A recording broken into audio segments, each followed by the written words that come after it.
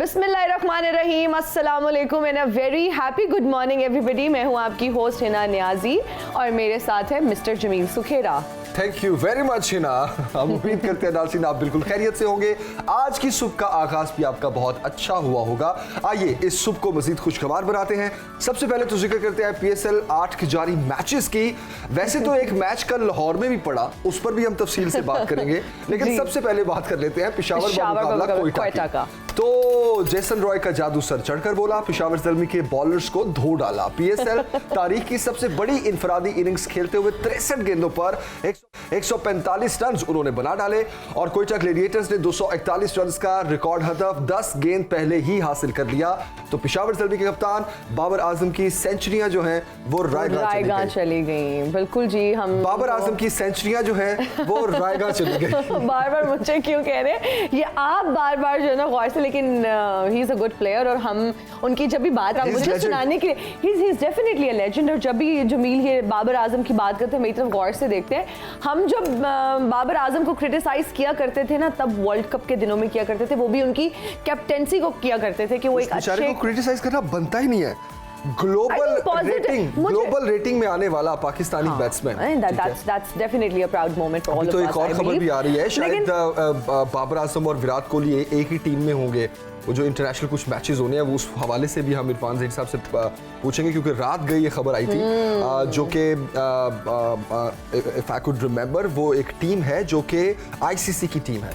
तो ICC की जो इंटरनेशनल टीम है उसके जो प्लेयर्स होते हैं उनकी जब ड्राफ्टिंग हुई है तो उसमें बाबर आजम और विराट कोहली इंडिया के जी वो एक ही टीम में एक्सपेक्टेड है। अब ये खबर कितनी दुरुस्त है ये हम इरफान साहब से पूछेंगे। ये इरफान साहब से हम आइडेंटिफाई करेंगे जब हम प्रॉपर बात करेंगे PSL पर, क्रिकेट पे। फिर हमें अपने तज्जिए से जो है ना वो मुस्तफीद हम उनके तज्जिए से होंगे, बताएंगे कि क्या ये सच है या सिर्फ ऐसे ही खबरें जो है ना। लेकिन मुझे अफसोस हुआ कि पेशावर ज़ल्मी जो है ना couldn't make it कल के मैच। कोई बात नहीं, परसों जीत क्या था ना।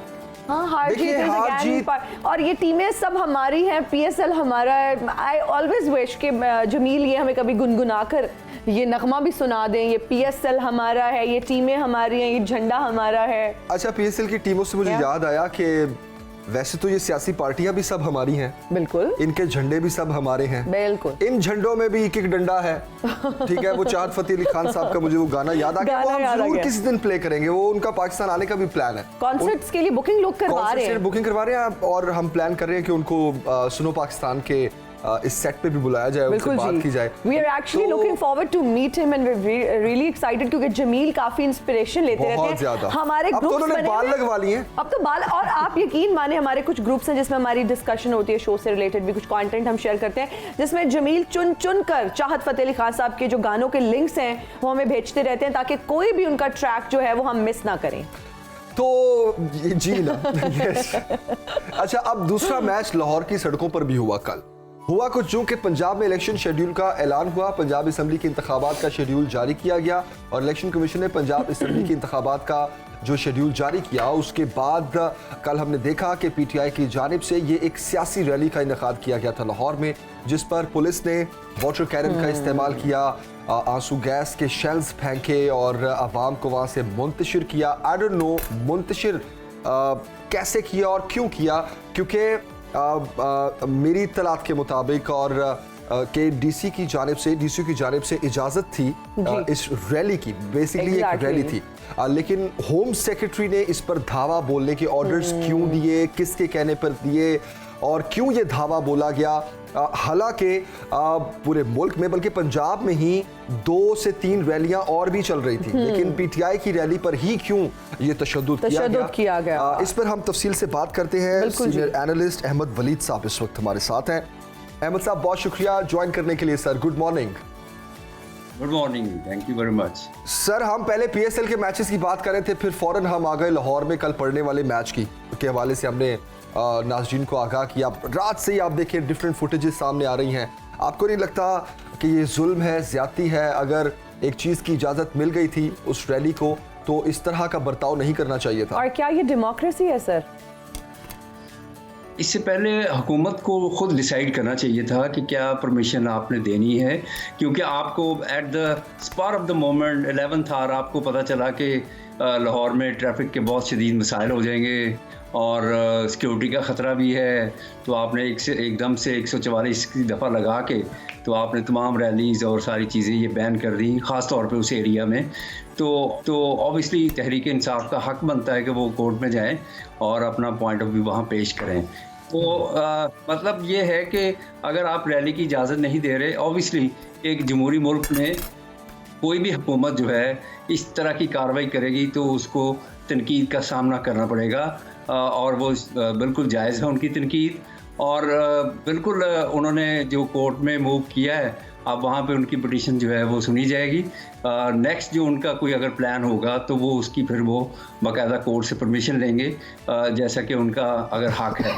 दूसरा ये कि सिटी एडमिनिस्ट्रेशन जो है, अगर उनको वेन्यू का मसला है, अगर कोई और प्रॉब्लम्स हैं, तो वो मिल बैठ के तय कर सकते हैं कि अगर आप कोई इस तरह का प्लान करना चाह रहे हैं तो फ़लाँ जगह पे कर लें, क्योंकि उनको सिक्योरिटी के खदशात दाता दरबार के पास ज़्यादा नज़र आए। और दूसरा ये कि रूट प्लान किया जा सकता है कि आप फ़लाँ जगह से फ़लाँ जगह तक चले जाएँ, यहाँ से रैली की सूरत में ना जाएँ, या फ़लाँ जगह पे जाके रैली करें। जो भी प्लान होता है, जो हुकूमतें सिटी गवर्नमेंट्स जो करती हैं कि फ़लाँ जगह पे आप जलसा या रैली निकाल सकते हैं, तो उसकी परमिशन उनको फिर दे दी जाए ताकि वो पीसफुली अपना जो जमहूरी हक है उसको इस्तेमाल कर सकें। ठीक हो गया। अहमद वलीद साहब, कल औरत मार्च भी हुआ और मरियम नवाज साहिबा का कन्वेंशन भी हुआ, तो क्या पीटीआई की रैली से ही ट्रैफिक का ये मसला बनना था? ये दोनों बाकी जो चीज़ें हुई, क्या उससे ट्रैफिक का मसला नहीं हो सकता था? लेकिन देखें कि वो जो लाहौर प्रेस क्लब से चंद फरलांग के ऊपर फ्लैटीज़ होटल है और सिर्फ उस जगह पे उनको परमिशन मिली थी और उन्होंने उस जगह पे जाके अपना वो जो भी काम करना था किया। लेकिन ये कि अगर पूरा जो ये रूट है इस पे अगर बात की जा सके ना, कि नहर जब ब्लॉक होती है तो पूरा शहर ब्लॉक हो जाता है, तो नहर को ब्लॉक करके फिर वो फिरोजपुर रोड और दाता दरबार तक मसाइल तो होने थे बहुत ज़्यादा, क्योंकि छुट्टी का दिन नहीं था। अगर संडे होता तो शायद ये मसला ना दरपेश होता उस तरह से ट्रैफिक का। लेकिन अगर रूटीन का आम दिन है जिसमें लोग दफ्तरों से, जिन्होंने घरों में भी जाना है या और कामों से, हॉस्पिटल्स हैं रास्ते में, लेकिन तो अहमद वलीद साहब, इन मामलात को खुश असलूबी से भी जो है सुलझाया जा सकता था, लेकिन बहुत जो है ना ये बिल्कुल, और फिर उनका एक कारकुन भी शहीद हो गया और गाड़ियों के शीशे भी तोड़े। सर, आपको नहीं लगता कि कल पंजाब पुलिस ने गुल्लू भट्ट का किरदार अदा किया? जी बिल्कुल, उन्होंने बहुत ज़्यादा मतलब वो तशद्दुद किया है उनके ऊपर, और आगे से भी रिएक्शन आया काफ़ी शदीद। उन्होंने भी काफ़ी, पिछले दिनों में आपने देखा कि उन्होंने गाड़ियाँ एक दो तोड़ी और पीडीए के जो लोग थे, हालांकि अपने उनके जो लीडरान हैं वो उनको अपील कर रहे थे कि आप पुरअमन रहें, इस तरह से पुलिस से मत उलझें। तो पुलिस से जब आप एक पाबंदी, पुलिस को इंस्ट्रक्शन मिली है कि आप यहाँ से आगे नहीं जा सकते, अगर आप जाने की कोशिश करेंगे तो पुलिस दुनिया भर में रोकेगी। आप वाटर कैनन का यूज़ दुनिया भर में होता है कि अगर एक इंस्ट्रक्शन है कि इस लाइन से आगे नहीं जाना तो वो नहीं जाने देते। आप देखते हैं कि इंटरनेशनली लंदन हो, अमेरिका हो, अगर वहाँ पे पुलिस खड़ी है तो किस तरह से प्रोटेस्टर्स जो होते हैं उनके साथ वो उलझती है। फ्रांस में आप देखें मुजाहरे हो रहे हैं तो वहाँ पे कितने लोग जो हैं ज़ख्मी भी हुए हैं, उनको उठा के गाड़ियों में उन्होंने डाला भी है। लेकिन पाकिस्तान का प्रॉब्लम ये है कि यहाँ पर इवन हम मीडिया के लोग हैं तो हमारा जो मतलब मेन फोकस होता है कि वो लोगों के साथ पुलिस तशद्दुद कर रही है। लेकिन उस वक्त जहाँ उनकी ड्यूटी है, जहाँ पे कहा गया कि इससे आपने आगे नहीं जाना, तो बस ठीक है, पुलिस को ऑर्डर्स ओबे करना मस्ट है ना, वो तो हुकूमत से जाके निपटे, कोर्ट में जाएं, लेकिन वहाँ पे उलझने की ज़रूरत नहीं है। ये हमें ये चीज़ प्रमोट करनी है कि अगर पुलिस की ड्यूटी, अगर वो पुलिस ड्यूटी नहीं करेगी तो फिर ड्यूटी जो है वो मतलब बस मकसद उनको ऑर्डर मिले हैं वो उस पर वो पूरा उन्होंने करना है, उससे आगे उन्होंने नहीं जाने देना। अगर फिर तशद्दुद होगा तो फिर वो कैमरास दिखाएंगे कि ये देखें जी पुलिस जो है लोगों के साथ ज़्यादती कर रही है, फिर वो एलिमेंट नहीं आएगा कि लोग जो हैं वो अपनी हद से बाहर जा रहे हैं। बिल्कुल सही। अच्छा अहमद वलीद साहब, थोड़ी इलेक्शन शेड्यूल के बारे में बात करते हैं। पंजाब में इलेक्शन शेड्यूल का ऐलान कर दिया गया है। अभी आपको क्या लगता है मुकर्ररा तारीख पर इलेक्शन होते हुए नजर आ रहे हैं आपको? ऐसा लग नहीं रहा, हुकूमत का तो कोई प्लान नहीं लग रहा। आप देख रहे हैं कि जिस तरह से पीडीएम की सारी जमातें जो हैं सिर्फ पीपल्स पार्टी चाह रही होगी कि वो इलेक्शन हो जाए, कोई बात नहीं, लेकिन मुस्लिम लीग नून ख़ास तौर पर वो नहीं चाहती कि इलेक्शन हो, क्योंकि उन्हें पता है कि ये पंजाब का और केपी का मसला है, ख़ास तौर पे पंजाब का है, तो पीपल्स पार्टी का उससे कोई इतना ज़्यादा लेना देना नहीं है। तो लेकिन नून लीग जो है वो बिल्कुल नहीं चाहती कि फ़ौरन इलेक्शन हो। मौलाना फजलुर रहमान भी नहीं चाहते कि इलेक्शन हो। तो इसका मतलब है कि अभी वो डिलिंग टैक्टिक्स यूज़ करेंगे। अगर वो तौहीन अदालत के भी उसके ज़ुमरे में भी आएंगे, मेरा ख्याल है कि उनका प्लान कोई इस तरह का है कि इलेक्शन कमीशन तो तैयारी कर रहा है, अगर तौहीन अदालत लगेगी कि इलेक्शन कमीशन पे लगेगी, कमिश्नर पे लगेगी, चीफ इलेक्शन कमिश्नर पे, तो वो कहेंगे कि हाँ मैं तो अपनी पूरी तैयारी कर रहा हूँ। अब हुकूमत के इदारे जो हैं वो नहीं सपोर्ट कर रहे हैं हमें, तो फिर जो कोर्ट है फिर हुकूमती इदारों को ऑर्डर करेगी सबको, जहाँ जहाँ से उनको इमदाद चाहिए कि जी अगर उनको नफरी चाहिए, लोग चाहिए, स्टाफ चाहिए, तो वो एक मसला होगा, सिक्योरिटी चाहिए वो एक मसला होगा। वो फिर इंडिविजुअली जो सुप्रीम कोर्ट है सबको ऑर्डर करेगी कि आप इनको जो जो चाहिए वो प्रोवाइड करें। सर इससे पहले भी हुकूमत की जानिब से क्या कहा गया था कि ना फंड्स हैं और सिक्योरिटी इश्यूज भी हैं, तो आपको लगता है कि अदालती अहकामात के बाद भी हुकूमत ये जवाब बना सकती है सेम कि फंड्स नहीं हैं और सिक्योरिटी इश्यूज भी हैं?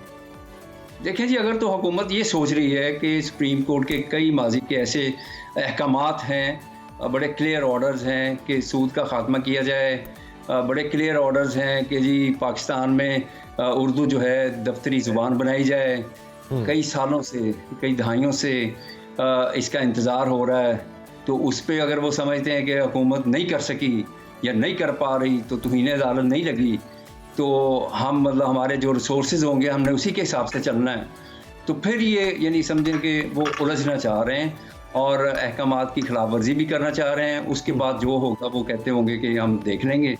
अगर सुप्रीम कोर्ट तौहीन अदालत भी लगाती है तो देखते हैं किसके ऊपर लगाती है। ये काफ़ी यानी इस तरह की डिबेट चल रही है हुकूमत के अंदर, और राना सनाउल्लाह भी बड़े वाज़ेह तौर पर कह चुके हैं कि मौलाना फजलुर रहमान का ये कहना बिल्कुल ठीक है कि इलेक्शन इस वक्त हम नहीं करा सकते। ठीक हो गया। अहमद वलीद साहब, अभी इमरान खान ने इंतखाबी मुहिम चलानी थी, रैली भी उनको मौखर करनी पड़ी, वीडियो बयानात पर भी पाबंदी है, जबकि अगर बात की जाए नून लीग की तो मरियम नवाज साहिबा बड़ी एक्टिव नजर आ रही हैं जलसे जुलूसों में, और इलेक्शन कैंपेन का एक तरह से सिलसिला शुरू हो चुका है। तो खान साहब ऐसे में किस तरह से अपनी इलेक्शन की कैंपेन चलाएंगे और किस तरह से ये पॉसिबल होगा? काफ़ी मुश्किलात दरपेश होंगी, क्योंकि आप देखते हैं कि जो टीवी पे आगे जो अपनी आवाम से ख़िताब करते हैं तो वो ख़िताब जो है वो अब नशर नहीं होंगे, तो प्रॉब्लम तो है। वो उनका क्लेम है कि हम सोशल मीडिया पे जाएंगे, तो वलीद साहब फिर फ्रीडम ऑफ स्पीच तो ना हुई ना? नहीं, बिल्कुल ऑब्वियसली ये हुकूमत को मतलब बीइंग ए जर्नलिस्ट हम तो समझते हैं कि हर एक का हक है कि वो अपना इख्तियार करे, इस्तेमाल करे, और वो जमहूरी मुल्क में किसी के ऊपर पाबंदी नहीं लगाई जा सकती। तो लेकिन पीटीआई को मसाइल दरपेश होंगे इस तरह से, अगर इस तरह से जो पाबंदियाँ लगी हैं उससे मसले मसाइल आएंगे। थोड़ा सा मतलब मैं ये नहीं कह रहा कि जमहूरी मुल्क में आप बिल्कुल आपका हक है आप बोलें, लेकिन अकॉर्डिंग टू द नॉर्म्स हैं। थोड़ा सा मतलब अगर इमरान खान साहब ये सोचें कि किस वजह से ये लगे हैं, क्योंकि उससे पहले तो पाबंदी कोई नहीं थी, तो कुछ चीज़ें अगर वो कंप्रोमाइज़ कर सकते हैं कोई एक आध, हालांकि वो एस्टेब्लिशमेंट के साथ ताल्लुकात बढ़ाना चाहते हैं, मुलाकात करना चाहते हैं, लेकिन अगर वो समझें कि मैं अगर ये वाले अपने रिमार्क्स जो हैं ज़रूर इंक्लूड करूँगा जिससे कोई अंडर प्रेशर आएगा, फिर हमारी कोई बातचीत शायद मेरी तरफ कोई बात करे, तो मेरा ख्याल है ये थोड़ा सा उसको रिवाइज करने की ज़रूरत है उन्हें।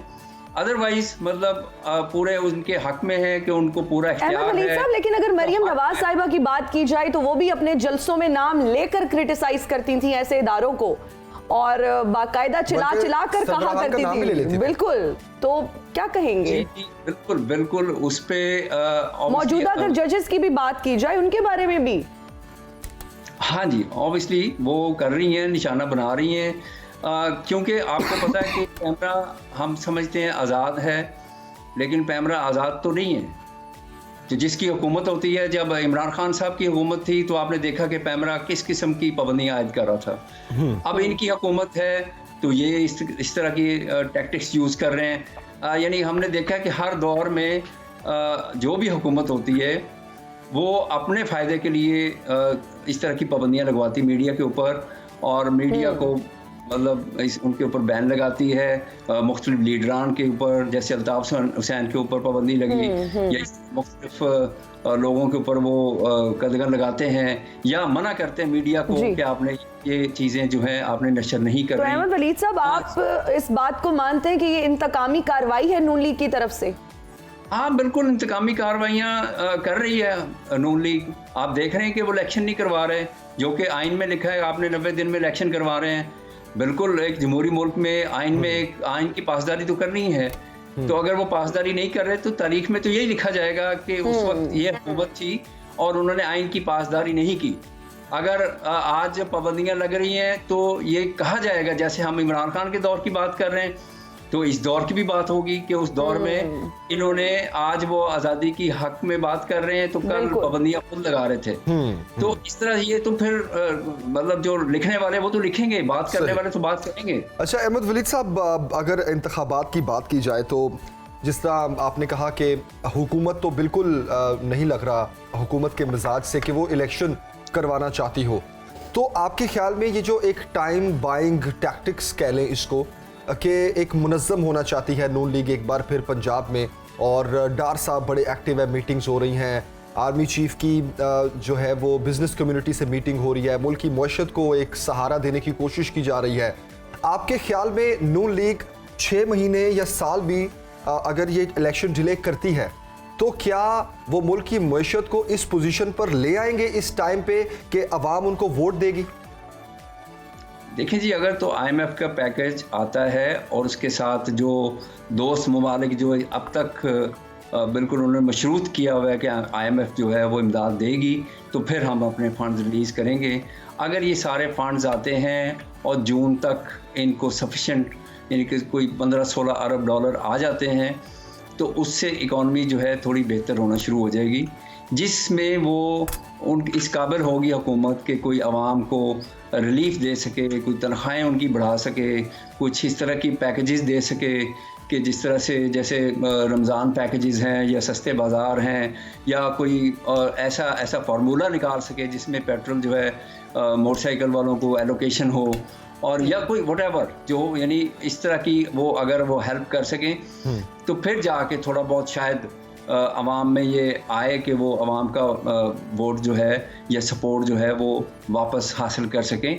अदरवाइज़ उनके लिए बहुत ज़्यादा मुश्किलात हैं इस महंगाई के दौर में। सबसे ज़्यादा जो इमरान खान कैश कराएंगे, 2 चीज़ें कैश करवा रहे हैं। तो अपना उनका जो नैरेटिव था जिसको अब वो पीछे चले गए कि बैरूनी साजिश हुई और मेरे खिलाफ ये हुआ, तो उससे वो पीछे हट के उनको अब उन्होंने कैश कराना महंगाई को, क्योंकि महंगाई जो है वो दुखती है, अवाम जो है बहुत यानी ज़्यादा बर्डन में है, बहुत मुश्किल हो गया है जीना, इवन मिडिल क्लास में भी लोगों का। बिल्कुल। ये चीज़ें जो हैं वो बहुत पेनफुल हैं अवाम के लिए। बिल्कुल। तो वो सारा इल्ज़ाम जो है वो इस PDM हुकूमत के ऊपर है। अगरचे हुकूमत कहती है कि ये इमरान खान ने ये सारा मैस क्रिएट किया था, हम साफ कर रहे हैं, लेकिन अवाम तो उस दौर की हुकूमत को देखते हैं, वो नाम लेंगे शहबाज शरीफ का। अगर जरदारी की हुकूमत है वो नाम लेंगे जरदारी का। अगर इमरान खान की हुकूमत थी तो वो नाम लेते थे इमरान खान ने ये किया।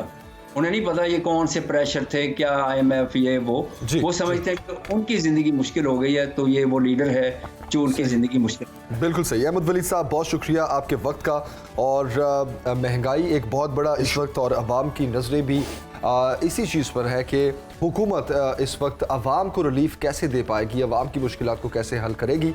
तो अभी एक ब्रेक लेते हैं जनाब। ब्रेक के बाद वापस आएंगे तो हम इलेक्शन शेड्यूल का जो ऐलान किया गया है इसी बारे में बात करेंगे। हमारे साथ साबिक secretary election commission of Pakistan Kanwar Dilshad साहब होंगे, उनसे तफसील से बात करेंगे कि हुकूमत अगर इस मूड में नहीं है कि इलेक्शन हो तो क्या अदालती जो अहकामात हैं उसके बाद क्या जवाब बनाया जाएगा इन इलेक्शंस को, इंतखाबात को डिले करने के लिए। हुकूमती वजीर कानून, वजीर दाखिला सभी का कहना है कि मरदमशुमारी के बाद हल्का बंदियां बनने के बाद इलेक्शन होने चाहिए। और दूसरी तरफ पंजाब इलेक्शन की तारीख और शेड्यूल तय हो गया है पंजाब में, और क्या अभी भी इलेक्शन डिले हो सकते हैं? क्योंकि इससे पहले जब इलेक्शन कमीशन ने हुकूमत से मुशावरत की थी इलेक्शंस के हवाले से, तो हुकूमत का ये कहना था कि फंड्स नहीं है और सिक्योरिटी सूरत हाल को भी जवाब बनाया गया था। तो अदालती अहकामात के बाद क्या बनेगा? क्या ये इलेक्शंस अब भी डिले हो सकते हैं?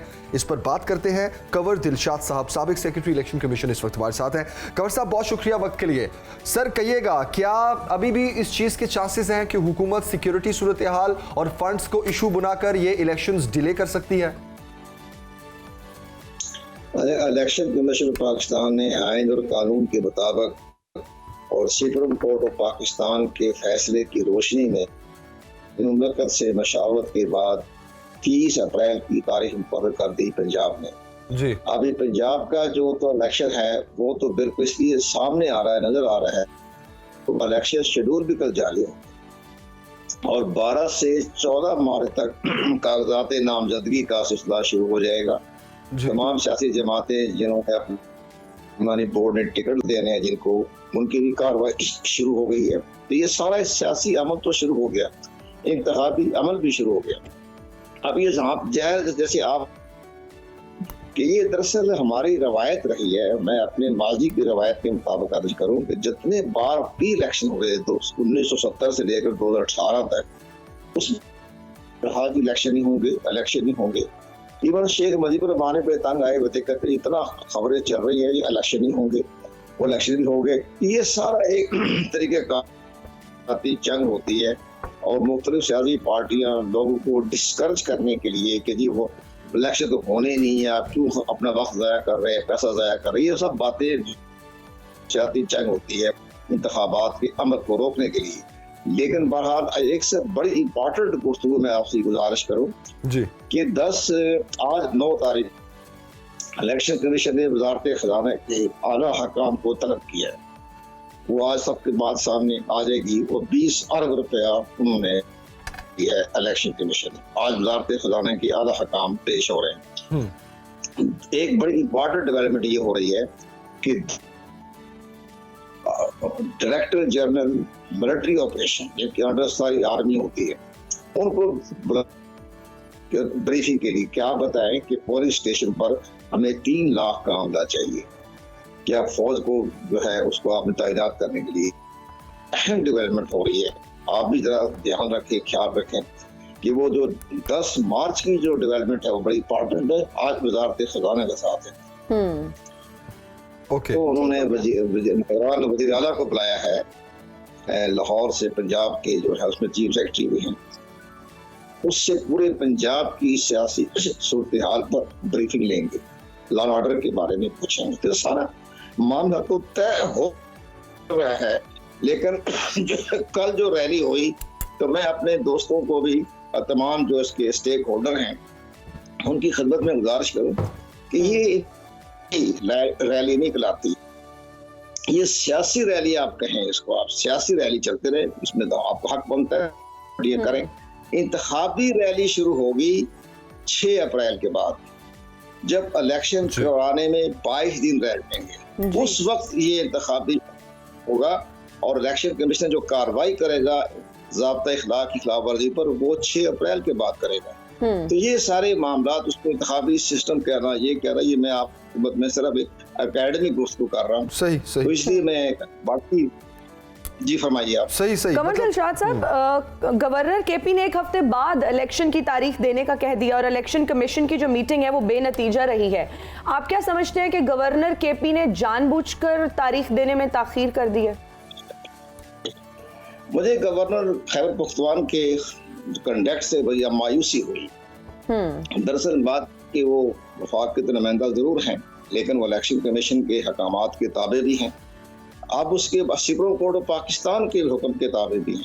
अब उन्होंने आर्टिकल 105 के तहत गवर्नर का रोल बड़ा महदूद है, वो अपना सिर्फ तारीख देने उनके इख्तियारात हैं, बाकी सूरत हाल, लॉ एंड ऑर्डर, दहशतगर्दी जैसे मामला चल रहे हैं खैबर पख्तूनख्वा में, उसका गवर्नर कोई ताल्लुक नहीं। ये मामला है निगरान हुकूमत का और इलेक्शन कमीशन का। तो इलेक्शन कमीशन ने यही उनकी तवज्जो कराई है कि आप रोल बड़ा महदूद आप तारीख दें, बाकी निगरान हुकूमत जाने हम जाने, जैसे सूरत हाल पैदा हो हम देखें, हम आपको लाडार सूरत हाल पे कैसे परेशान दें। बड़ा मजाक खेज खत लिखा, उस पर इलेक्शन कमीशन ने बड़ा सख्त भ्रमी का इज़हार किया कि आपको तो अंग्रेजी नहीं लिखनी आती। तो उस पर उनको तलब कर गवर्नर खैबर पख्तूनख्वा को इलेक्शन कमीशन है कि आप वजाहत करें और अपने डेट मुकर्रर करें, आपका कोई ताल्लुक नहीं है लॉ ऑर्डर की सूरत हाल में बात करने का, ये हुकूमत जाने ये हम जाने जी। तो ये तो बड़ी इलेक्शन कमीशन से बड़ी गैर जानदारी के साथ बड़ा सख्त स्टैंड लिया है उन्होंने और बड़ा भ्रमी का इज़हार भी किया है। तो अभी भी मुझे वहाँ से जो उनकी गुफ्तगू का जो नेट शर निकला उन्होंने मुझे भिजवाया मैं, तो वो डर है मेरे नॉलेज के लिए। तो वो इस लिहाज से मैं भी, लेकिन इलेक्शन कमीशन का बड़ा सख्त स्टैंड है। आप अपने दोस्तों के जरिए तमाम एंकरों के जरिए बता दें कि इलेक्शन कमीशन गैर जानदार तरीके से बड़ी रिट को जानता है कि मैंने रिट कैसे अपनी बरकरार रखनी है। तो ये सारे हालात हैं। बाकी तनकीद करें, हर सियासी जमात का हक है तमाम तनकीद करने से इदारे मजबूत होते हैं, इदारे कमजोर नहीं होते हैं। जितनी आप तनकीद करेंगे इदारों पर उतना इदारा अपना एहतसाबी अमल को जिंदा रखेगा बिल्कुल और उसके बारे में मजबूत होता जाएगा। तो ये हम तनकीद पर कभी घबराते नहीं है, ये तनकीद जरूर करें। आप इमरान खान साहब तनकीद करें, उनको राइट लीडर है वो, लेकिन जरा अपने दायरा कार में रह के, ज़ाब्ता इखलाक के दायरे में रह के, लेकिन वो तज़ीक करते रहते हैं, वो उनकी आदत है तो करते रहे, उससे फर्क नहीं पड़ता। लेकिन इलेक्शन के पाकिस्तान जो है अपने आईन और कानून के मुताबिक काम कर रहा है और वो 30 अप्रैल को पंजाब में तो हो जाएंगे, खैबर पख्तूनख्वा में भी हो जाएंगे और वो मेरा 15 मई तक वहाँ भी इलेक्शन हो जाएंगे, क्योंकि जब गवर्नर को तलब कर लिया गया है तो तारीख दे के ही जाएगा इलेक्शन कमीशन पाकिस्तान है, बगैर तारीख के वो इलेक्शन कमीशन पाकिस्तान से बाहर नहीं जाएगा। अच्छा कंवर साहब, आपने जिस तरह बताया कि एक अहम मीटिंग होने जा रही है, तो आज वफाकी काबीना का भी एक बहुत बड़ा अहम इजलास है। उस इजलास में भी लॉ एंड ऑर्डर सिचुएशन पर भी बात होनी है और ख़ास तौर पर एजेंडा इंतखाबात है। आपको क्या लगता है, आपने जिस तरह जिक्र किया कि इलेक्शन कमीशन ने तो अपना काम करना है और वो बहुत स्ट्रिक्टली उस पर अमल पैरा है, लेकिन क्या आपको लगता है कि हुकूमत जो है वो कोई प्रेशर बिल्ड कर सकती है या हुकूमत कोई ऐसी सिचुएशन या ऐसे फैसले कर सकती है जिसमें इलेक्शन कमीशन मजबूर होगा हुकूमत की बात मानने पे? जनाब बड़ी सही बात फरमाई आपने, लेकिन वफाकी हुकूमत के इजलास होते रहे, इलेक्शन कमीशन पाकिस्तान के शेड्यूल पर कोई असर नहीं पड़ेगा। और इसी तरह से कल वज़ीर कानून इंसाफ ने जो बात कही है और आर्टिकल 224 की जो उन्होंने इंटरप्रिटेशन की है वो अपनी जगह पे दुरुस्त है। पाकिस्तान ने भी आइन के आर्टिकल 224 को मद्देनजर नहीं रखा। सुप्रीम कोर्ट ने बहुत जल्द में फैसला किया, मुझे बड़ी हैरानगी हो रही है। उन्होंने पहले हमें बड़े अदब है, हमारे सारे एहतराम का रिश्ता है हमारे उनके साथ, हम अपनी गुफ्तगू, हमें भी लॉ और कानून का पता है, तो वो जजों को भी पता है। हमें हैरानगी की बात हुई कि आप कह रहे हैं कि रात को 8 बजे हमने फैसला सुनाना है, इतना बड़ा अहम फैसला आने वाला है, फिर नेक्स्ट डे आपने 11 बजे फैसला सुना दिया।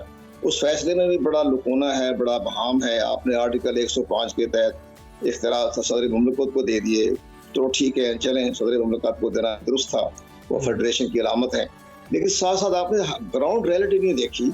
आपने ये नहीं देखा कि 2 सूबों में तो इंतखाबात हो जाएंगे, अभी अप्रैल में 15 मई के दरमियान जब कौमी असम्बली के इंतखाबात होंगे उस वक्त तो इन 2 सूबों में किसी की जमात की हुकूमत होगी ना।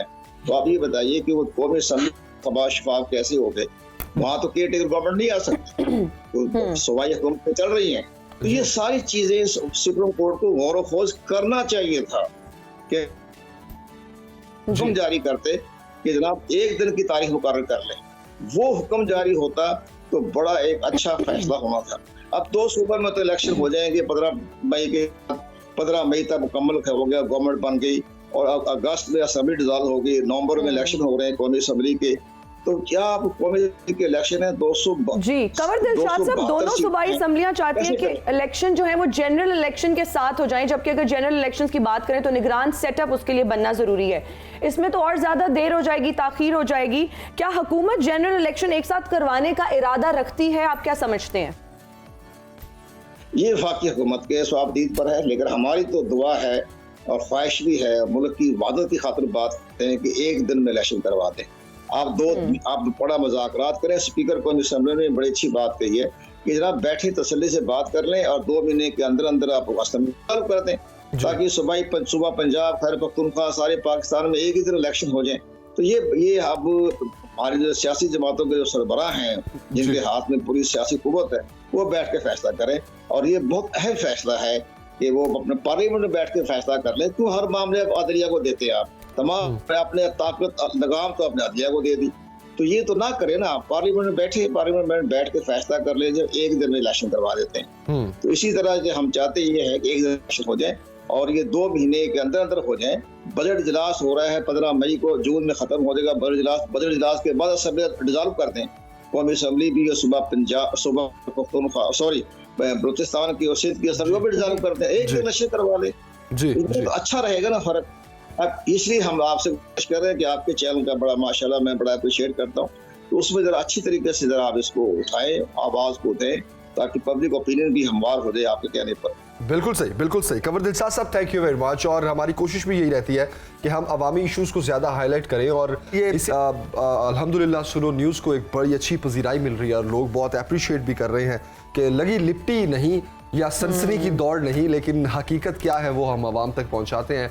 और इस हकीकत के साथ साथ इस वक्त हुकूमत को क्या चाहिए और मुल्क की ज़रूरत क्या है, इस पर भी हम बहुत बात करते हैं। जिस तरह कंवर साहब ने भी कहा कि अगर जनरल इलेक्शन हो जाए तो अच्छी बात है, क्योंकि टाइम भी आ चुका है जनरल इलेक्शन का, मुद्दत भी पूरी होने जा रही है, एक 5 साल जो मुद्दत होती है। तो देखिए, ऐसे में अगर जनरल इलेक्शन हो जाते हैं तो आप सोचे कि फॉरेन इन्वेस्टमेंट की राहें बहुत हमवार होंगी, एक ट्रस्ट लेवल बिल्ड होगा, कर्जे मिलने में आसानी होगी, खास तौर पर लॉ एंड ऑर्डर सिचुएशन बहुत अच्छी हो जाएगी। देखिए, जब एक 5 साल के लिए फॉर्मेशन ऑफ गवर्नमेंट होती है तो उस पर इन्वेस्टर्स के, फॉरेन इन्वेस्टमेंट के, उनका ट्रस्ट लेवल ज़्यादा होता है, क्योंकि जो भी वो पॉलिसीज़ बनेंगी या जो भी मुआहदे होंगे वो एक लॉन्गर टर्म होंगे।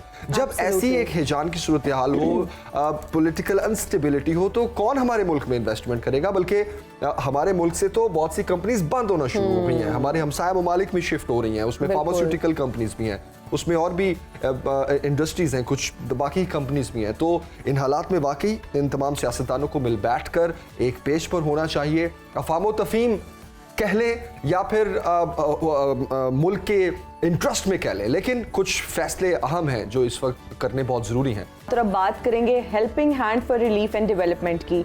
शाहिदा सरवर जो हैं वो एक समाजी शोबे से 17 साल से वाबस्ता हैं और कौमी और बैनुल अक़वामी समाजी तंजीमों में ख़वातीन की फलाह व बहबूद के लिए काम कर चुकी हैं और यूनिवर्सिटी ऑफ पेशावर के इंस्टीट्यूट ऑफ मैनेजमेंट स्टडीज़ से पब्लिक एडमिनिस्ट्रेशन में मास्टर्स कर रखा है और स्किल्स डेवलपमेंट, एंटरप्राइजेस डेवलपमेंट और लाइवलीहुड के शोबों में वसी तजुर्बा भी रखती हैं। इन दिनों helping hand for relief and development के एक बड़े प्रोग्राम जो है वो skills development and livelihood programme में बतौर मैनेजर जो हैं ये अपनी रिस्पॉन्सिबिलिटीज़ को फुलफिल करी हैं। इस वक्त हमारे साथ मौजूद हैं। Thank you so much for joining अस। शाहिदा साहिबा, कैसी हैं आप? मैं बिल्कुल ठीक हूँ, अल्हम्दुलिल्लाह। शाहिदा सरवर साहिबा, बहुत शुक्रिया हमें ज्वाइन करने के लिए। सबसे पहले तो ये कहिएगा कि helping hand for relief and development है क्या और ये किस तरह से काम कर रहा है? Thank you. सबसे पहले तो बहुत शुक्रिया यहाँ इनवाइट करने का और एक मौका देने का, ताकि मैं अब helping hand for relief and development के काम को सबके सामने रख सकूँ और बता सकूँ, और ख़ासकर जो ख़वातीन के हवाले से काम हो रहे हैं। Helping hand for relief and development जो है वो एक इंटरनेशनल INGO है और 2005 से जो है हम पाकिस्तान में काम कर रहे हैं राइट आफ्टर अर्थक्वेक।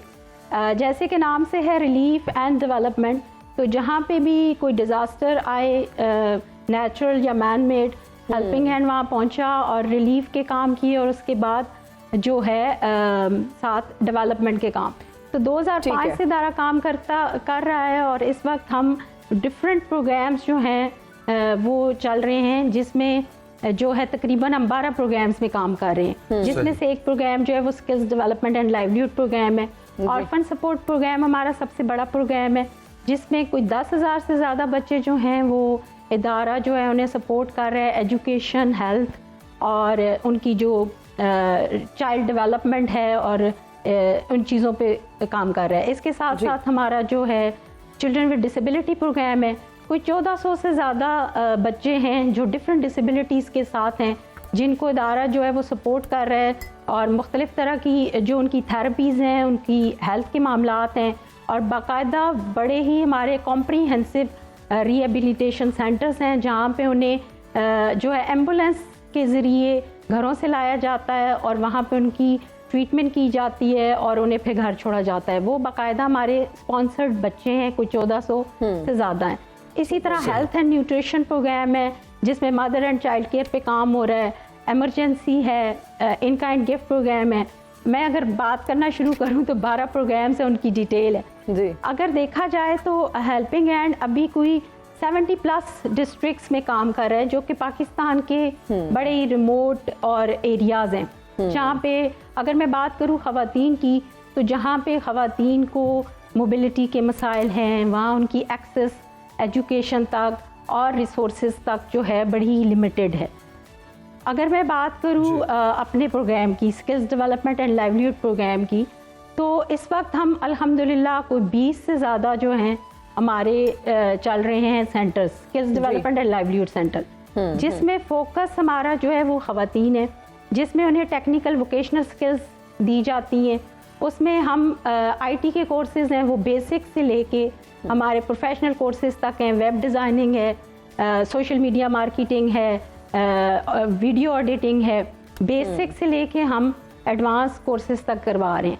इसी तरह जो ख़वातीन है हमारे पास क्योंकि मिक्स ग्रुप आते हैं उसमें हमारी पढ़ी लिखी भी ख़वातीन है और ऐसी ख़वातीन भी हैं जो पढ़ी लिखी नहीं हैं, तो उनकी नीड्स के हिसाब से जो है वो हम डिफरेंट कोर्सेज उन्हें करवाते हैं। ठीक है, इसमें अगर हम बात करें तो जी शाहिदा साहिबा, आपने ख़वातीन को एम्पावर करने की बात की, उनको स्किल्स सिखाने की बात की और कल अगर हम 8 मार्च की बात करें तो आप जैसी ख़वातीन को सेलिब्रेट करने के लिए वो दिन मनाया गया जो ख़वातीन के लिए बहुत कुछ कर रही हैं और विमेन एम्पावरमेंट में वो एक अपना बहुत अहम किरदार अदा कर रही हैं। यहाँ पर ये सवाल भी पूछना चाहूँगी कि वो तमाम ख़वातीन जिनके पास वसाइल नहीं होते या वो अपना कारोबार शुरू तो करना चाहती हैं लेकिन चूँकि फाइनेंसेस उनके इतने ज़्यादा नहीं होते, वो अपना एक कारोबार शुरू नहीं कर सकती, क्या आप लोगों की ये जो तंजीम है फंड्स भी फराहम करती है, वसाइल वगैरह की भी फराहमी में मदद करती है? जी बिल्कुल, हमारा एक जैसे हमने बात की स्किल्स की तो हमारे 3 कंपोनेंट्स हैं। एक तो हम स्किल सिखा रहे हैं, दूसरा हमारा है कि उनके लिए लाइवलीहुड अपॉर्चुनिटीज़ क्रिएट कर रहे हैं, उनको मार्केट के साथ लिंक भी कर रहे हैं और उनके एंटरप्राइजेस डेवलप भी कर रहे हैं। और तीसरा हमारा होता है कंपोनेंट लाइफ स्किल्स, ताकि उनको उनकी लाइफ स्किल्स पे भी काम किया जाए, उन्होंने कम्युनिकेशंस कैसे करनी है, उन्होंने कस्टमर्स के साथ डील कैसे करना है, साथ साथ वो स्किल्स भी जो है वो डेवलप की जाती है। जो आपने बात की है एंटरप्राइज की और रिसोर्सेज कम होने की, तो हमारा इसी प्रोग्राम के अंदर एक पूरा प्रोजेक्ट है जिसका नाम है एंटरप्राइज डेवलपमेंट। इसमें हम चाहे वो हमारे ऑर्फन सपोर्ट फैमिलीज़ हैं, ज़ाहिर वुमेन हेडेड हाउस होल्ड हैं, उनको जहाँ हम स्किल्स सिखा रहे होते हैं वहाँ पे उनका एंटरप्राइज भी डेवलप कर रहे होते हैं। उनको बाकायदा हम एंटरप्राइज डेवलपमेंट की ट्रेनिंग देते हैं, उनमें उनके बिजनेस प्लान्स बनते हैं और उसी बिजनेस प्लान पे जो उनकी स्किल्स हैं उसी की बेस पे वो जो अपना बिजनेस प्लान बनाती हैं उस पर उन्हें एंटरप्राइज भी डेवलप करके दिया जाता है। बहुत सारी हमारी बहनें हैं जिनको हमने जो है वो ग्रुप में काम कर रही हैं और वो बुटीक्स चला रही हैं, ऐसी भी हैं जो फ्रोजन फूड का काम कर रही हैं, ऐसी भी हैं जो LED बल्ब असेंबलिंग करके वो मार्केट में लेके जा रही हैं। nice. और इस तरह मुख्तलिफ तरह के एंटरप्राइजेज हैं। इसी तरह गोट फार्मिंग है, इसी तरह पोल्ट्री का है। तो different enterprises as per their need, as per their requirement जो वो बिजनेस प्लान बनाती हैं उसी पे इदारा जो है वो स्टैब्लिश बाकायदा करके देता है और साथ उन्हें ट्रेनिंग भी देता है, साथ उन्हें मार्केट का एक्सपोजर भी देता है ताकि वो अपने उस बिजनेस को फिर जो है सस्टेन भी कर सकें और चला भी सकें। ज़बरदस्त, बहुत आप जो है वो बहुत अच्छा काम कर रही हैं और वुमेन एम्पावरमेंट का जो काम है ये इसकी ज़रूरत भी बहुत है इस वक्त पाकिस्तान में। जिस तरह आपने जिक्र किया शाहिदा साहिबा के शहरों से दूर मज़ाफ़ाती इलाकों में भी समाजी सरगर्मियाँ जो हैं वो आपकी जारी रहती हैं, NGO की। तो इस दौरान किन किन मसाइल का सामना करना पड़ता है आपको, क्योंकि शहरों से दूर जो मुज़ाफ़ाती इलाके हैं, देहात हो, गाँव हो, वहाँ पर तो ख़वातीन को काम की इजाज़त भी नहीं दी जाती, एक अलग किस्म का एक पीयर्स प्रेशर भी होता है, तो वो जंजीरें तोड़ना भी वहाँ पर मुझे लगता है एक बड़ा मुश्किल काम समझा जाता है। तो आप क्या एक्सपीरियंस शेयर करेंगी? जी बिल्कुल, आपने बड़ा अहम बात की है। जब हम रिमोट एरियाज़ में जाते हैं तो सबसे पहले तो ये बड़ा चैलेंज होता है कि ख़वातीन को इवन सेंटर तक लाना। फिर क्योंकि हमारा वहाँ पे बाकायदा इदारे का पूरा सेटअप होता है और कुछ अडॉप्टेड हाउस होल्ड भी हैं और इदारा 2005 से काम कर रहा है, तो इस पे बड़ा हमें कम्युनिटी के साथ मोबिलाइजेशन करनी पड़ती है, कम्युनिटी मीटिंग्स करनी पड़ती हैं। लेकिन अल्हम्दुलिल्लाह जब वो और फिर अकॉर्डिंग टू द एरिया और उनके जो नॉर्म्स होते हैं, हम कोशिश करते हैं कि सेंटर के अंदर जो है उनको ऐसा safe and secure environment they कि कोई मसला ना हो। अल्हम्दुलिल्लाह हमारे ऐसे सेंटर भी हैं जो 8-8 सालों से भी चल रहे हैं। और जब ख़वातीन आती हैं, और हमने पिछले साल हमने एक इम्पैक्ट स्टडी भी कराई, तो उसमें ख़वातीन का ज़्यादा ये भी रिस्पांस था कि यहाँ का इन्वायरमेंट और फिर यहाँ पे जो फैसिलिटीज़ दी जाती हैं वो हमारे लिए हमें मज़ीद जो है कॉन्फिडेंस देती हैं। और फिर साथ साथ हमारे डिफरेंट सेशंस चल रहे होते हैं ताकि उनमें कॉन्फिडेंस भी बिल्ड हो, और उनके जो मर्द हैं उनके साथ भी हमारी मुख्तलिफ मीटिंग्स चल रही होती हैं ताकि वो भी उन्हें साथ सपोर्ट करें इस काम में। बहुत शुक्रिया शाहिदा साहिबा, आप बिल्कुल ठीक कह रही हैं और आप बहुत नेक काम कर रही हैं, ख़वातीन की फलाह व बहबूद के लिए काम कर रही हैं। आपकी तंजीम जो है वो जिस तरह की काम कर रही है, बेसहारा ख़वातीन के लिए काम कर रहे हैं, बच्चों के लिए काम कर रहे हैं। और विमेन एम्पावरमेंट की जब हम बात करते हैं तो आप जैसी जो ख़वातीन हैं वो रोल मॉडल है हमारी सोसाइटी के लिए। Thank you so much for joining us in Suno Pakistan today. और हम उम्मीद करते हैं कि जितने भी लोगों ने आपको देखा, जितनी भी ख़वातीन ने आपको देखा और आपकी तंजीम के बारे में जाना, वो आपसे कांटेक्ट करें। और मुल्क के हालात को देखते हुए ख़वातीन को कौमी धारे में लाना, ये भी वक्त की बहुत अहम ज़रूरत है। तो और दुनिया भर में आज गुर्दों की सेहत से मुतालिक आगाही का आलमी दिन मनाया जा रहा है, और इस दिन को मनाने का मकसद लोगों को इंसानी जिस्म में गुर्दे की अहमियत से जो है वो आगाही फराहम करना है कि उसका क्या हमारे जिस्म में एक इम्पॉर्टेंट रोल है, और इसकी बीमारियों से बचने की आगाही फराहम करना है। और ये दिन हर साल मार्च की दूसरी जुमेरात को मनाया जाता है, और पहली बार 2006 में अगर हम बात करें ओवरऑल तो दुनिया की 66 कंट्रीज ने इसको सेलिब्रेट किया, और अगर आज हम बात करें तो 88 कंट्रीज जो हैं ये इसको सेलिब्रेट करती हैं इस दिन को। गुर्दे जो है वो हमारी सेहत में, और हमारे अगर हम अपनी सेहत की बात करें, अगर आपके गुर्दे सही हैं तो आपकी सेहत भी अच्छी होगी। और अगर अपने जिस्म की बात करें तो एक बहुत अहम किरदार अदा करते हैं और फुजला और इजाफी सयाल को दूर करने में भी मदद करते हैं। हमारे निज़ाम में जो अहम मिनरल्स होती हैं और जो पानी के तवाज़ुन को बरकरार रखने में भी बहुत मदद करते हैं। सेहतमंद गुर्दे जो हैं, अगर हमारे सेहतमंद गुर्दे हैं तो हमारा जिस्म भी है वो सही तरीके से काम करेगा। अगर हमारे सेहतमंद गुर्दे नहीं हैं, अगर हमारी किडनीज ठीक नहीं हैं, तो हमारे ओवरऑल जो बॉडी के फंक्शंस हैं वो अफेक्ट होंगे। और रोज़ाना की कहा जाता है कि अगर 7 आदात, वो वैसे डॉक्टर साहब से मुझे लगता है हम बेहतर तरीके से बात कर सकते हैं, लेकिन ऐसी हैं जो कि गुर्दों को नुकसान पहुँचा सकती हैं, जिनमें जो है वो ज़्यादा नमक का इस्तेमाल है, बहुत ज़्यादा मीठा खाना है, फिर बहुत ज़्यादा जो है अगर हम बाहर के खाने भी खा लेते हैं। अक्सर हम देखते हैं कि हम ऑर्गेनिक फूड से हटके बाहर की प्रोसेस्ड फूड को बहुत ज़्यादा जो है ना वो प्रेफरेंस देते हैं, उसका भी अगर इस्तेमाल है। फिर नींद का एक बहुत ज़्यादा इंपॉर्टेंट रोल है, कहा जाता है। बहुत सारे लोगों को ये नहीं पता कि अगर आप सही तरीके से अपनी नींद नहीं पूरी करेंगे तो आपके गुर्दे जो है वो बहुत ज़्यादा इफेक्ट होंगे। और पूरी दुनिया के कुछ आदाद शुमार है, पाकिस्तान में 1 करोड़ 70 लाख से ज़्यादा अफराद गुर्दों के इमराज का शिकार हैं, जबकि पूरी दुनिया की अगर बात की जाए तो 85 करोड़ से ज़्यादा अफराद जो है वो गुर्दों की मुख्तलिफ बीमारियों में इस वक्त मुब्तला है। गुर्दों से रोज़ाना 24 घंटों के दौरान 1500 लीटर खून गुजरता है, और उस खून का साफ रहना, आपकी बॉडी की डिटॉक्सिकेशन होना कितना जरूरी है, ये हम डॉक्टर साहब से पूछते हैं। डॉक्टर शफीक चीमा साहब इस वक्त हमारे साहब, thank you very much for joining. I hope कि हमने कुछ मिस नहीं किया इस टॉपिक। नहीं, आपने कुछ मिस नहीं किया। कोई थोड़ी सी एक दो उस लिहाज से है कि जो इसका आपने इंसिडेंस बताया ना, प्रेवलेंस पाकिस्तान में 1 करोड़ 70 लाख, मेरे ख्याल में it's much more than that. जो एक मुहतात अंदाजे के मुताबिक 1 in 4 people in Pakistan either have kidney disease or at a risk of kidney disease. तो ये फिर 3-4 करोड़ बन जाती है तादाद, तो बहुत ज्यादा लोग हैं। तो डॉक्टर साहब क्या क्या बीमारियां हैं किडनीज रिलेटेड, नॉर्मली आपके पास जो मरीज आते हैं उनमें किन बीमारियों की तशखीस होती है? जिस तरह आपने जिक्र भी किया कि पाकिस्तान में अगर टोटल आदाद शुमार लिए जाएं तो 3-4 करोड़ से ज़्यादा हैं, तो किस तरह बचा जाए इन बीमारियों से और वजूहात क्या हैं इन बीमारियों की? ठीक है, सबसे पहले तो ये जानना ज़रूरी है कि हम किस बीमारी की बात करें। तो जो आपने नंबर दिए ये क्रॉनिक किडनी डिजीज़ के हैं, जो गुर्दों की दायमी बीमारी है, CKD जिसे कहते हैं। इसके अलावा एक्यूट किडनी इंजरी है, स्टोन है, गुर्दों की सोजश है, पॉलीसिस्टिक किडनी डिजीज़ है। तो आज हम स्पेसिफिकली ज़्यादा बात क्रॉनिक किडनी डिजीज़ की करेंगे क्योंकि ये परमानेंट है, इरिवर्सिबल है। इसमें आपके गुर्दे हमेशा के लिए ख़राब होते हैं और ख़राब होते चले जाते हैं, no matter what you do. आज तक देयर इज़ नो मेडिकेशन, कोई इसकी क्योर नहीं है कि आप कहें कि इसको आप ठीक कर लें। Many people come to you और उनका मेन यही होता है कि इसको किस तरह से हम ठीक कर लें या यहीं पे रोक लें, तो इट्स नॉट पॉसिबल। तो इसका बहुत ज़्यादा जो इसमें जो इसकी वजूहात का आपने पूछा है वो डायबिटीज़ जो ज़ियाबीतस है और blood pressure, high blood pressure, hypertension जो है 1 in 3 पाकिस्तानीज़ को है और डायबिटीज़ भी 40-50 मिलियन लोगों को है।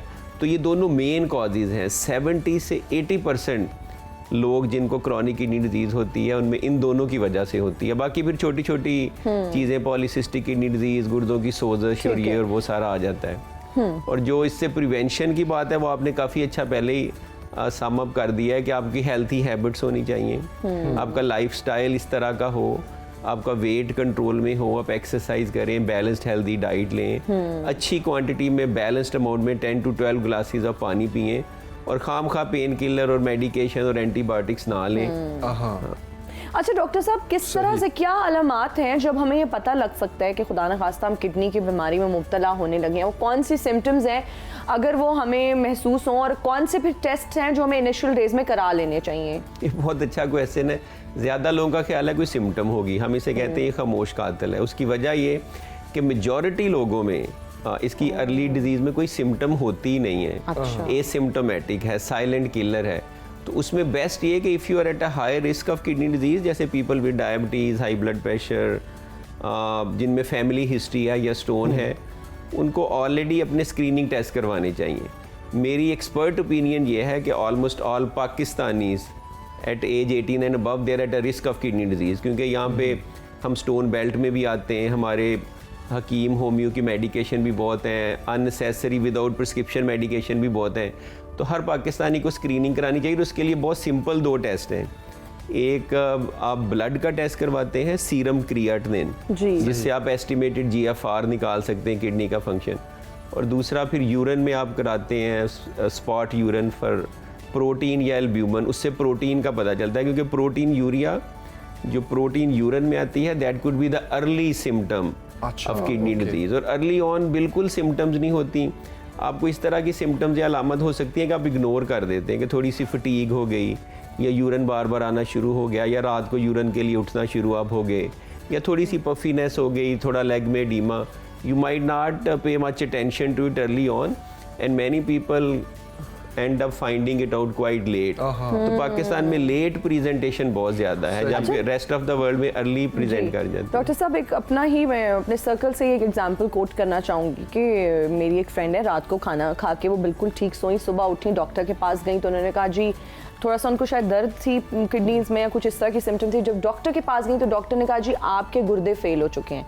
She was all right, she slept at night, बिल्कुल खाना खा के वो बिल्कुल ठीक सोई हैं। जब वो सुबह डॉक्टर के पास गई हैं चेक कराने तो उन्होंने उनको ये कहा कि आपके ये क्या माजरा है। ये पाकिस्तान में बहुत कॉमन है, इट्स वेरी कॉमन। उसकी रीज़न ये कि ये नहीं हुआ कि ओवरनाइट उनको डिजीज़ हुई है, she probably had it for 10 years और सो। लेकिन जैसे मैंने कहा अर्ली ऑन सिम्टम नहीं होती, इस तरह की सिम्टम होती है कि यू माइट फील कि you are just getting tired, अब उसको इग्नोर करते हैं। That is the time to see the doctor. ये काफ़ी लेट गई हैं अर्ली डिजीज़ में, स्टेज 5 तक, जो इसकी आखिरी स्टेज है, जब आपका kidney function drops to less than 15%, तब तक काफ़ी लोगों में कोई सिम्टम नहीं होती। और ये मेरी रोज़ की स्टोरी है। People come to me and they are just told के they have this high creatinine of 9 and 10 and they never knew. कभी कभी आप किसी और चीज़ के लिए जाते हैं, रेगुलर चेकअप के लिए स्क्रीनिंग टेस्ट कराए हैं, ऐसे ही टेस्ट करवाए हैं, सही। उसमें भी आ अच्छा जाता है। डॉक्टर साहब, हेल्दी किस तरह रखा जाए किडनीज को? ये जो टेस्ट है ये तो होने चाहिए, आपको पता चलना चाहिए आपकी हेल्थ कैसी है, लेकिन नॉर्मली अच्छी रूटीन ऑफ लाइफ क्या होनी चाहिए खास तौर पर किडनीज को लेके, कि हेल्दी किस तरह रखा जाए किडनीज? उसमें अगर एक चीज़ आप कर लेना, अपना वेट कंट्रोल में रख लें, क्योंकि उसमें फिर सारा कुछ आ जाता है। वेट कंट्रोल में रखेंगे तो आपको डायबिटीज़ का रिस्क कम हो जाता है, हाई ब्लड प्रेशर का रिस्क कम हो जाता है। तो दिस इज अब वेट कंट्रोल में ऐसे ही तो नहीं आता, आपको डाइट करनी पड़ेगी, एक्सरसाइज करनी पड़ेगी, हेल्दी खाना पड़ेगा, जंक फूड से परहेज़ करेंगे, फिजी ड्रिंक से परहेज़ करेंगे। This would be one aspect कि you are controlling your weight, क्योंकि जितना आपका बॉडी मास इंडेक्स ज़्यादा होगा, डायबिटीज़, हाई ब्लड प्रेशर का चांस बढ़ेगा। और ये सबसे कॉमन दो इसकी कॉजेज़ हैं which cause almost 70 to 80% of kidney disease.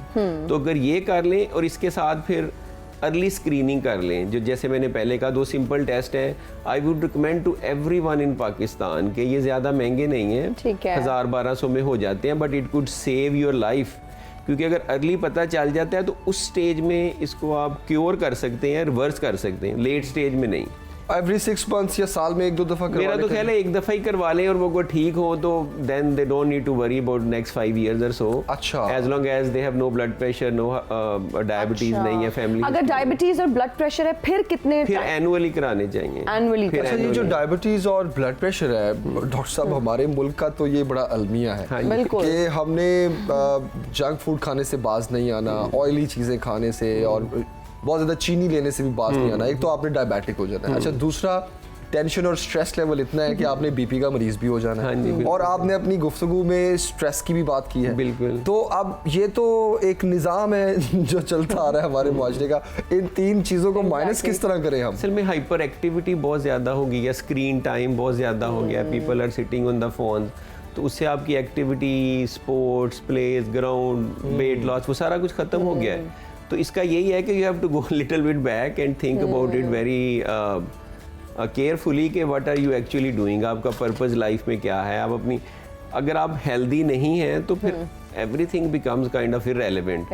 अभी मैं रास्ते में आ रहा था, ये बाहर का मौसम है, फूल खिले हुए, कनाल पे बड़ी डेकोरेशन हुई है, तो वो जो लोग हैं, the millions of people who are suffering from kidney disease, उनके लिए सारा इररेलेवेंट है।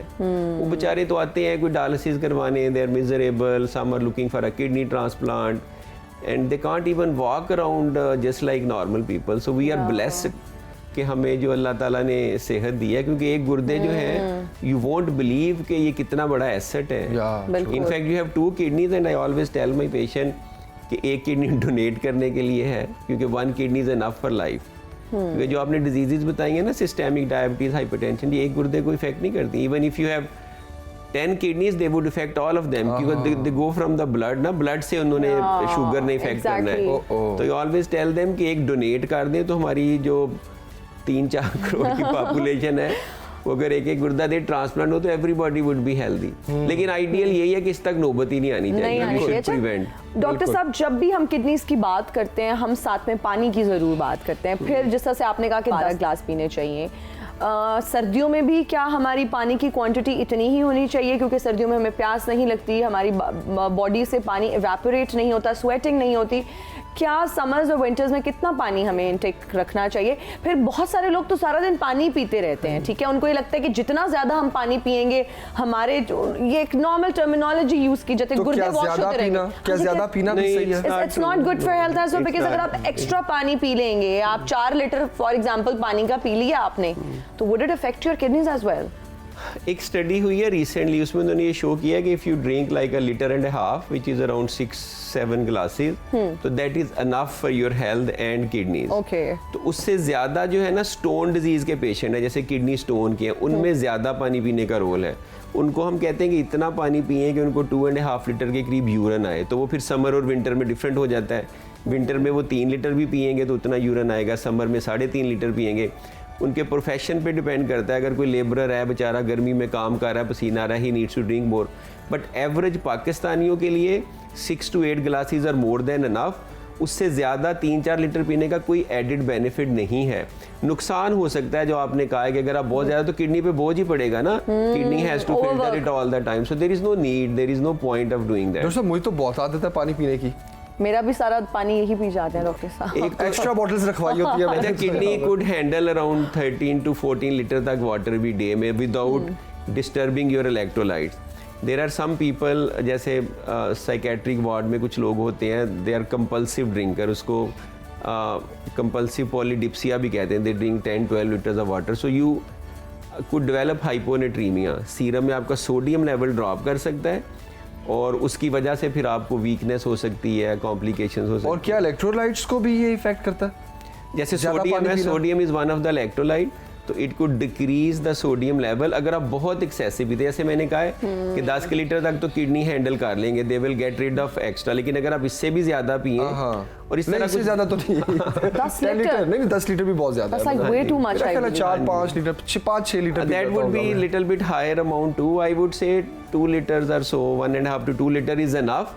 उससे ज्यादा अगर आप पीते हैं तो उसका कोई इमीडिएट नुकसान कोई नहीं है, फायदा आपको हो सकता है, specially if you have kidney stone या उसकी हिस्ट्री अच्छा है। डॉक्टर साहब, फिर ये डिटॉक्स वाटर का आजकल बड़ा कॉन्सेप्ट है जी, आप उसमें एप्पल भी ऐड कर दें, मिंट लीव्स भी कर दें, जिंजर भी कर दें, व्हाटएवर यू लाइक, अपने टेस्ट को देखते हुए। Do you really think it helps and ये बड़ा इफेक्टिव होता है? Is it good for kidneys as well? मेरा नहीं ख्याल कि it would have an additional benefit, या फिर ये साइकोलॉजिकल है और पीने में टेस्ट अच्छा हो सकता है। स्टोन डिजीज वाले पेशेंट में अगर वो लीमू उसमें मिक्स करके लेमन वाटर बनाए without adding sugar and salt, that is beneficial for them, क्योंकि citrus fruit helps prevent kidney stone, लेकिन आम लोगों में कोई एडेड बेनिफिट नहीं है। पेरियर वाटर जो हम स्पार्कलिंग वाटर जो हम यूज करते हैं, is that good as well, या वो भी बस टेस्ट के लिए ही? तो इसके लिए it's as good any good healthy. आप रेगुलर पानी जो आम लोग हैं अगर अच्छी तरह बॉईल करके उसको करके पी लेते हैं तो that's as good as bottled. Sparkling तो मैं कहूंगा वो तो बस शशकों के लिए है। शशकों में यही उसका स्पार्कलिंग वाटर क्या कोई फेस पे स्पार्कल आता है, कोई ग्लो आता है क्या? कोई सिर्फ जेब पे स्पार्कल आता है क्योंकि I don't know what's the reason behind कि आप इतना महंगा पानी खरीदे मुझे किसी को पैसे देके किसी की किडनी की स्क्रीनिंग करा देनी चाहिए। वो जो आपने स्पार्कलिंग वाटर की बॉटल हाथ में पकड़नी है just for the symbolic status के लिए, ठीक है, इससे अच्छा आप किसी गरीब को पैसे दे वो अपना टेस्ट करवा ले गुर्दों का, या कहीं पे फिल्ट्रेशन प्लांट लगवा दे हम लोगों के पीने के लिए जो आरओ वाटर है जो फिल्टर लगा के करते हैं, अगर वो सही तरह से मेंटेन किया जाए तो that will give you the same quality as bottled water.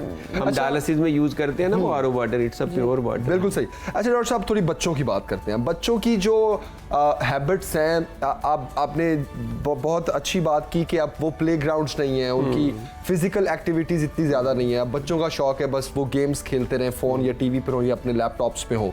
तो 2-3 चीजें, एक तो वाटर इनटेक बच्चों का कम होना, दूसरा जंक फूड। तो कैसे छुड़वाए जाए उनसे? जंक फूड तो बच्चों के फेवरेट है, लाइक उनकी डेली की खुराक में भी 70-80% हिस्सा जंक फूड का होता है। मैं नहीं बता सकता कैसे छुड़वाया जाए, इट्स वेरी डिफिकल्ट। ये तो ओवरऑल सोचने की बात है।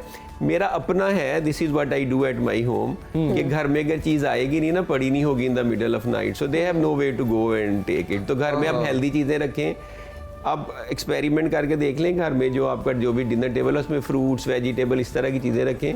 सो जब आपको थोड़ी सी वो अर्ज होगी किसी स्नैक की कुछ की, if they don't find any you know chips और anything around, so they will end up eating. मुझे ये भी लगता है कि पेरेंट्स का भी यहाँ पर बहुत और माओ का भी बहुत अहम किरदार है। अगर माएँ अवेलेबिलिटी कहें कि है ही नहीं, अवेलेबल ही नहीं है, और होममेड चीज़ों पे बच्चों को शुरू से लगाएं, जब बच्चा पैदा हो रहा है आप उनको जंक ना दें। जैसे हम लोग अब टेक्नोलॉजी की बात करते हैं, अगर आप बच्चों को आईपैड पैदा होते ही पकड़ा देंगे तो बच्चे ने तो फिर जिद करनी, आई थिंक ये डेवलप करने की बात है। कर दिया है। जब when we were in Texas तो वहाँ पे ये था कि जब बच्चे स्कूल जाते थे उनके सारे कैफेटेरिया में ना सारी हेल्दी चीज़ें थी, so you can't take like coke और सोडाज एंड ऑल दैट। यहाँ पे तो जूस जैसा मर्जी, वो सारे शुगरी ड्रिंक्स हैं, दे एंड अप कैफेटेरियाज में मिल ही यही रहा है। सॉफ्ट ड्रिंक्स डॉक्टर साहब ये हफ्ते में कितनी दफा पीना ठीक है? अलाउड है। अच्छा, सॉफ्ट ड्रिंक जो है विद और विदाउट शुगर जो डाइट भी हैं, they are as bad as regular, क्योंकि दे कॉज मेटाबॉलिक सिंड्रोम जिसमें ट्राइग्लिसराइड बढ़ता है, आपकी वेस्ट बढ़ती, वेट गेन होता है, and they have been associated with diabetes and hypertension and kidney disease.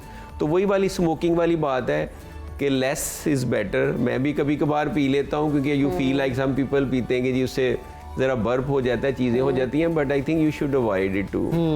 मैंने अक्सर देखा है डॉक्टर साहब मजदूर तबके को तो खास तौर पे तपती धूप में काम कर रहे होंगे, यस खाना खाते हैं साथ ही वो फिजी ड्रिंक्स उनकी फेवरेट है। अच्छा कोक ज्यादा लाइक ब्लैक जो सोडा है वो ज्यादा उनका फेवरेट है। हालांकि किडनी वालों के लिए black sodas are not as good as the white sodas without naming it, क्योंकि जो ब्लैक सोडाज है इनमें फास्फेट कंटेंट बहुत ज्यादा होता है और ओवरऑल इनमें फ्रुक्टोज भी होता है, तो they both have been associated.